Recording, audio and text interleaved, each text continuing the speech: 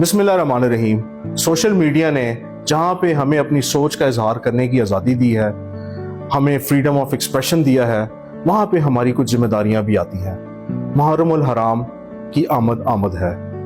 کوئی ایسی پوسٹ، کوئی ایسا شیئر، کوئی ایسا لائک یا کمنٹ جس سے کسی فرقے کی، مسلک کی یا فقہ کی دل آزاری ہو تو وہ نہ صرف قانونی جرم ہے بلکہ اس سے ایک اینٹی سوشل ایلیمنٹ جو ہے وہ بھی بڑھتا ہے، اور ہم خام خواہ سیکٹیرینزم کو جو ہے وہ ہوا دیتے ہیں۔ اگر ایسا ہوا تو trust me, Sialkot police zero tolerance policy پہ چل رہی ہے۔ ہم پھر نہ آپ کا عہدہ دیکھیں گے، نہ آپ کا بیک گراؤنڈ دیکھیں گے، قانون اپنی حرکت میں آئے گا۔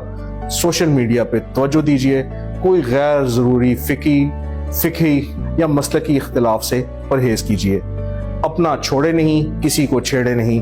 اللہ تعالی ہم سب کا حامی و ناصر ہو۔ وآخر دعوانا ان الحمدللہ رب العالمین۔